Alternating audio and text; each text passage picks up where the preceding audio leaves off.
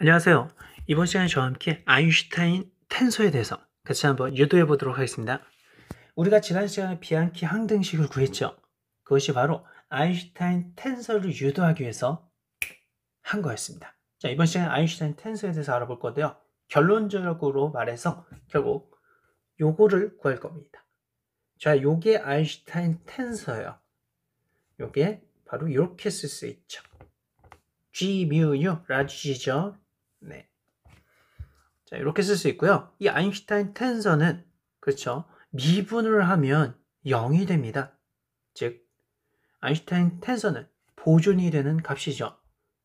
그렇죠. 자, 이런 식으로 우리가 알 수 있어요. 자, 얘도 이렇게 미분하면 연듯이 얘도 미분하면 0이 되죠. 그 아인슈타인 텐서를 우리가 이렇게 이번 시간에 구해봅시다. 시작할까요? 아인슈타인 텐서를 유도하려면 크게 두 가지가 필요합니다. 바로 첫 번째, 리만 공률 텐서죠. 우리는 예전에 리만 공률 텐서를 어떻게 구하는지 배웠죠? 어떻게 했어요? 맞습니다. 뭐 여러 번 반복하면 좋으니까 자, 이렇게 있으면 그 벡터를 이렇게 돌릴 때랑 이렇게 돌릴 때랑 그 벡터에 어떤 차이가 있는데 그 차이에 해당하는 그 크기 값이 바로 리만 공률 텐서랑 관련이 있다라고 했죠. 그래서 미분하고 또 미분하고 또 미분하고 미분한 걸 서로 빼니까 미분하고 하는 거는 크리스토펠 교랑과 관계가 있으니까 두 번 미분한 것도 같이 있다. 뭐 이런 식으로 했어요. 맞죠? 자, 그렇게 리만 공률 텐서가 우선 중요하고요. 두 번째 중요한 게 뭐라고요? 맞아요. 지난 시간에 배운 비앙키 항등식이죠. 비앙키 항등식. 우리가 이 리만 공률 텐서와 비앙키 항등식만 있으면 바로 아인슈타인 텐서를 유도할 수 있습니다. 자, 비앙키 항등식은 이렇게 생긴 거라고 했는데요. 지난번에 얘기했듯이 요거는 고정되고 나머지 거를 뭐 했다? 그렇죠. 회전을 했다. 그러니까 자리 위치를 바꿨다라고 생각하시면 됩니다. 그렇게 했을 때 0이 나온다. 이 말은 이제 어떤 벡터가 주어지든지 상관없이 이 비앙키 항등식은 어떤 조건에서 항상 유지가 되기 때문에 비앙키 항등식이다 했죠. 자, 그럼 이 두 가지를 이용해서 어떻게 아인슈타인 텐서를 유도할 수 있는지 같이 한번 볼게요. 저는 큰 그림으로 먼저 설명을 할게요. 자, 무슨 말이냐? 결국은 이 비앙키 항등식이 굉장히 중요합니다. 이 비앙키 항등식의 이 미분 있죠? 이 미분인데 이런 걸 잘 이용해서 어떤 거에 전체적인 하나의 미분값이 여기 0이잖아요. 0이 되도록 하는 거죠. 그러면 이게 바로 뭐가 되는 거예요? 맞아요. 바로 아인슈타인 텐서 G, mu, U가 되는 겁니다. 아인슈타인 텐서. 결국 우리가 하고자 하는 것, 비앙키 항등식을 이용하는 이유도 미분값이 있으니까 이용한 거고 이 미분값을 한번 해가지고 그것이 0이 되게 그래야지 이 안에 있는 게 보존이 된다고 그랬잖아요. 그래야지 에너지 운동량 텐서가 미분해서 0이 되듯이 얘도 0이 되어야 된다. 그래서 비앙키 항등식을 미분값이 있으니까 공변 미분이 있으니까 이용한 거고 이거를 하나의 그 문자로 바꾸고 그런 과정에서 리만 공률 텐서가 필요하단 이야기죠. 자, 큰 그림을 같이 봤는데요. 그러면 어떻게 하는지 같이 한번 볼게요. 자, 우리가 이제 리만 공률 텐서를 이제 축소를 좀 시켜야 됩니다. 축소를 우선 시켜 볼게요. 자, 여기 보면 리만 공률 텐서가 우리가 이렇게 쓸 수 있는데요. 물론 이게 리만 공률 텐서예요. 자, 같은 얘기인데 요거를 축소를 시킬 수 있어요. 축약이라고 하는데 어떻게 하냐? 여기 알파고 시그마 있죠? 알파랑 시그마를 같은 문자로 바꿉니다. 같은 문자로 바꿨어요. 알파로. 자, 그럼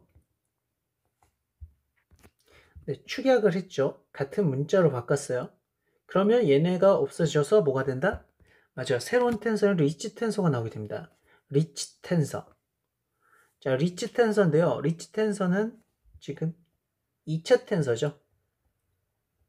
왜냐하면 인덱스가 두 개만 있으니까요. 이게 텐서, 2차 텐서입니다. 랭크가 2예요. 아까 전에 리만 공률 텐서는 몇 차 텐서였어요? 맞아, 4차 텐서였고요. 4차 텐서를 그 랭크를 줄인다, 축약을 시킨 거거든요. 같은 문자로 해서 보통 위아래 있으면 서로 지워질 수 있어서요. 자, 이런 식으로 합니다. 그러면 얘가 아까 전에 리만 공률 텐서가 있으니까 여기에서 알파 시그마를 알파로 바꾸면 되겠죠? 알파로 바꾼다. 여기서도 알파로 바꾸고요. 뭐 여기서도 알파 바꾼 게 바로 이겁니다. 알겠죠? 바꾼 게 뭐라고요? 이렇게 바꾼 게 색깔이 자, 이거를 이렇게 바꾼 겁니다. 이제 리치 텐서가 나왔네요. 그렇죠? 얘를 이렇게 바꿔준 거예요. 하고 시그마랑 이렇게 같게 해가지고 알겠죠? 시그마를 알파랑 같게. 자, 하여튼 이렇게 해가지고 나왔어요. 알겠죠? 시그마랑 알파랑 같게 하면 된다 이거입니다. 자, 그래가지고 리치 텐서가 나왔어요.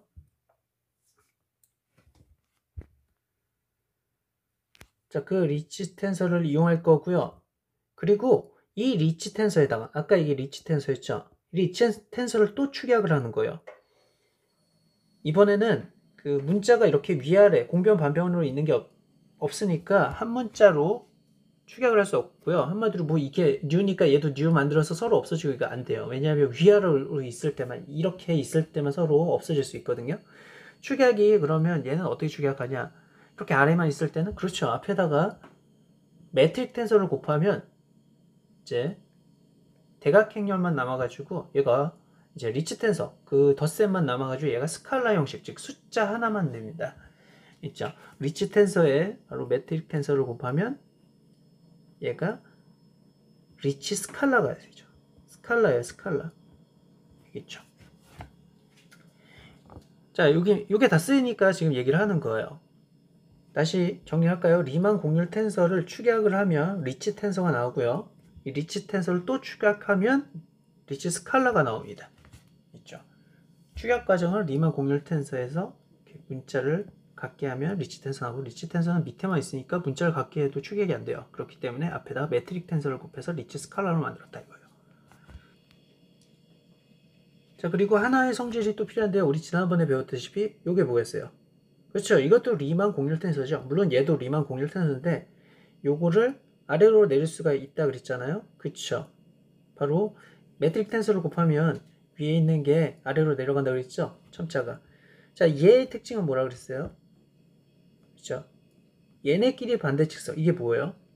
얘랑 얘랑 바꾸면 마이너스를 띈다 이 말이죠. 한마디로 이렇게 서로 바뀌었잖아요. 얘는 안 바뀌고 그러면 얘는 얘랑 같은 게 아니라 마이너스를 띄게 되는 거죠. 마이너스를 붙여야지 같아지는 거예요. 있죠? 또 이것도 마찬가지입니다. 얘랑 얘랑끼리 반대치성이란 건 이번에는 R, U가 있으면 어떻게 하면 그렇죠? 이렇게 하면은 얘가 마이너스를 띈다 이거죠. 그렇죠? 그런 식으로 우리가 배웠어요. 요거를 쓰이니까 이렇게 하는 거예요. 이제 큰 그림은 제가 아까 전에 얘기했듯이 리만 공률 텐서랑 비앙키 항등식으로부터 나오는데 이제 추가적으로 리만 공률 텐서를 축약해서 리치 텐서하고 리치 스칼라를 만들고 또 요거의 성질도 쓰인다. 요렇게 아시면 돼요. 자, 그러면 이제 모든 성질을 했고요. 이제 버무리기만 하면 돼요. 요리를 하자고요. 같이. 우선 비앙키 항등식 있죠. 이게 비앙키 항등식이었잖아요. 그렇죠. 얘 고정하고 나머지 거 돌리는 거. 물론 그 안에 이렇게 공변 미분이 있고요.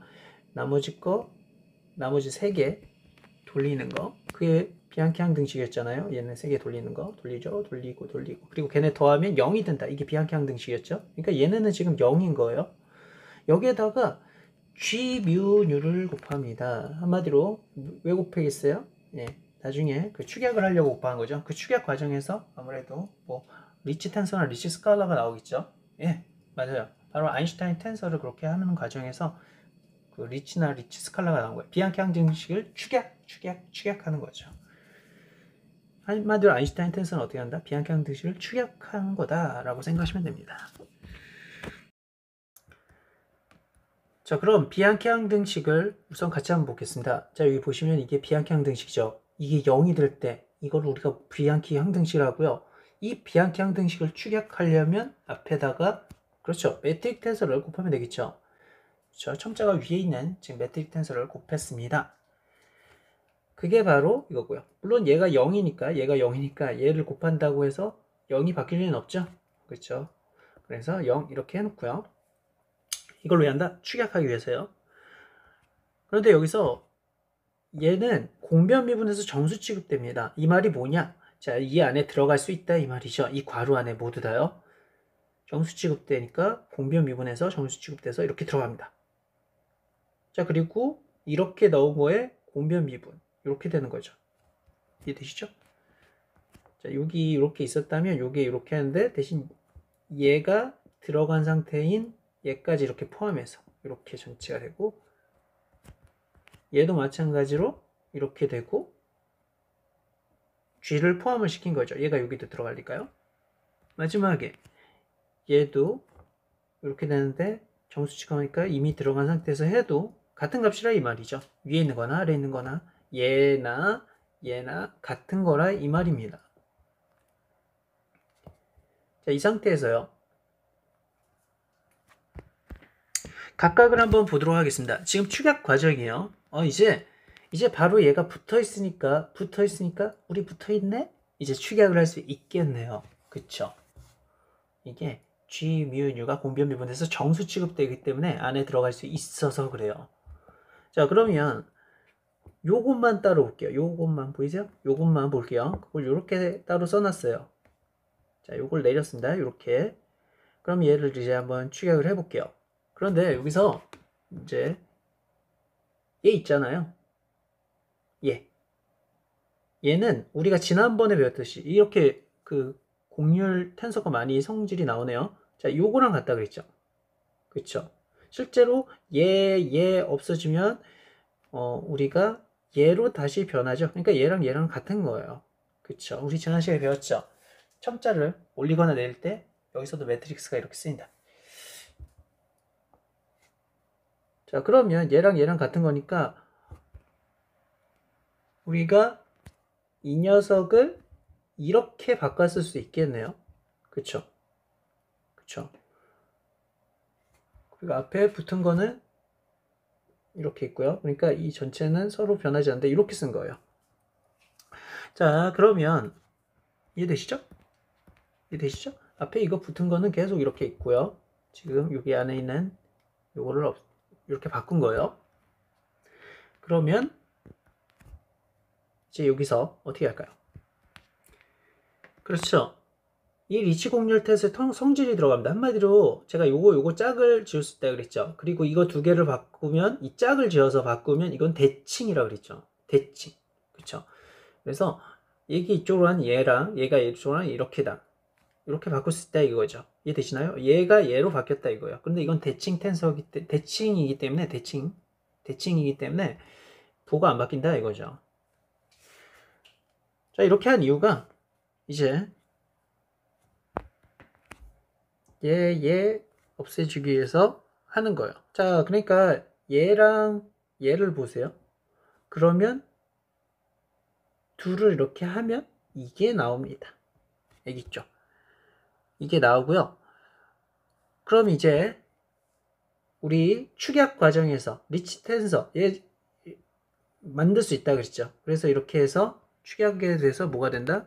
바로 리치 텐서로 변합니다. 얘가 바로 이렇게 돼요. 리치 텐서가 되는 거죠. 그러니까 다시 한번 얘기할게요. 지금 여기서 그 비약향등식에 얘를 넣어서 얘가 안에 들어가서 얘만 지금 봤는데 지금 여기서 리치 텐서까지 왔네요. 근데 리치 텐서에서 끝이 아니에요. 왜냐하면 앞에 G 미뉴가 얘가 붙었죠. 그러니까 얘랑 했을 때 얘 없어져서 바로 요런 게 만들어지죠. 이해되세요? 얘 없어지고 R이 남으니까 이렇게 된다 이거예요. 자, 그냥 큰 그림으로 얘기를 할게요. 지금 이렇게 하면 이렇게 되고 지금 이렇게 되고 이게 얘로 돼서 쭉쭉쭉 가서 이렇게까지 나왔네요. 지금 축약 과정이라고 보시면 돼요. 크게 보시면 그냥 축약하는 거다. 근데 얘만 축약했죠. 그렇죠. 얘만 축약했죠. 그럼 다른 애들도 이렇게 하면 돼요. 다른 애들도 얘도 따로 축약을 해야겠죠. 비슷한 과정을 똑같이 거쳐서 똑같아요. 자, 그리고 얘도 축약을 하면 되겠죠. 그렇게 축약을 하면 어떤 모양이 만들어질까요? 맞아요.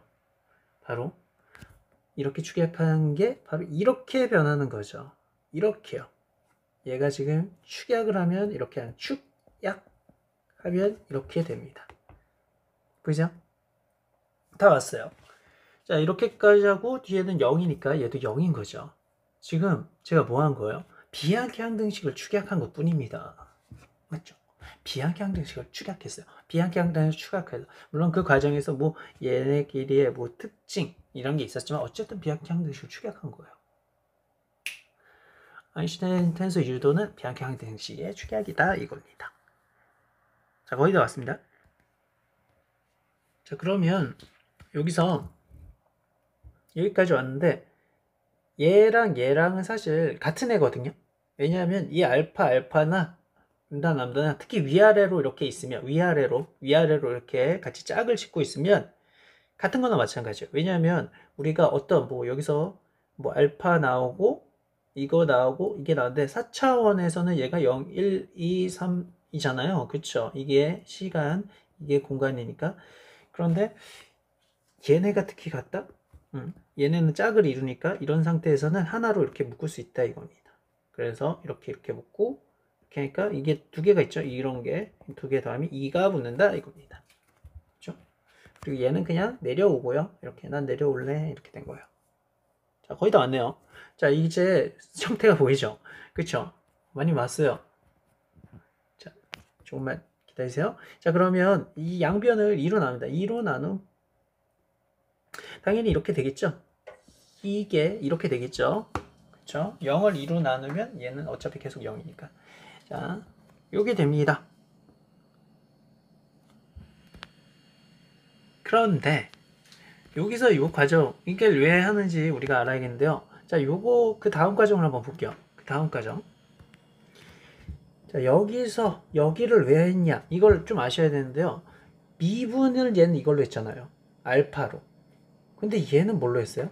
람다로 했죠. 지금 우리가 원하는 건 어떤 거에 같은 미분을 원해요. 알파면 알파로 딱 미분하는 걸 원한다고요. 그게 0이 되면 되고 이게 아인슈타인 텐서죠. 그 안에 있는 게. 그런데 얘는 지금 얘는 알파가 아니네요. 그럼 알파로 바꿔주고 싶어요. 알파로 바꿔주고 싶다고요. 그럴 때 뭘 사용한다?